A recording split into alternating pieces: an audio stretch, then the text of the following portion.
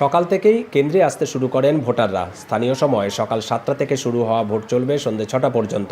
প্রায় প্রতিটি ভোট কেন্দ্রেই ভোটারদের লম্বা লাইন দেখা গেছে। তবে মুর্শিদাবাদ ও শিলিগুড়িতে ইভিএম মেশিনে জটিলতা দেখা দেওয়ায় ভোট গ্রহণ কিছুটা বিলম্বিত হয়। প্রথম ধাপের নির্বাচনে 152টি আসনের জন্য 44,367টি ভোট কেন্দ্র খোলা হয়েছে। এগুলোর মধ্যে প্রধান বুথ 41,418 এবং সহকারী বুথ রয়েছে 2,958টি। প্রতি বুথে গড়ে ভোটার রয়েছেন 813 জন।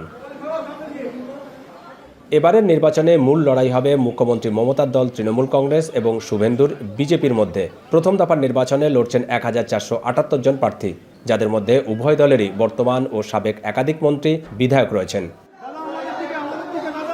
2021 সালের নির্বাচনে এই 152টি আসনের মধ্যে তৃণমূল জিতেছিল 92টিতে আর বিজেপির দখলে ছিল 59টি আসন। কংগ্রেস বা সিপিএম কেউই একটি আসনেও জিততে পারেনি।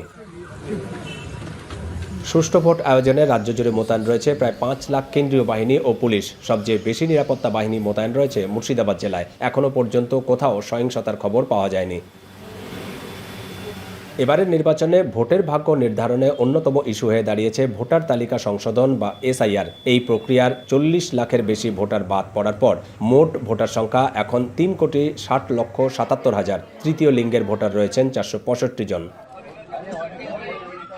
মুসলিম অধ্যুষিত মালদহ, মুর্শিদাবাদ এবং উত্তর দিনাজপুর এই 3 জেলায় মোট 43টি আসন রয়েছে। প্রায় সব আসনেই সংখ্যালঘুদের ভোট তৈরি করবে নতুন সমীকরণ। পশ্চিমবঙ্গের পাশাপাশি ভারতের তামিলনাড়ু রাজ্যের 234 আসনে ভোট চলছে। এরই মধ্যে কেরালা, আসাম এবং পুদুচেরিতে ভোট গ্রহণ পর্ব শেষ হয়েছে। পশ্চিমবঙ্গের দ্বিতীয় দফার ভোট আগামী 29 এপ্রিল। সব রাজ্যেই ভোট গণনা হবে আগামী 4 মে। দীপক দেবনাথ, এখন, কলকাতা।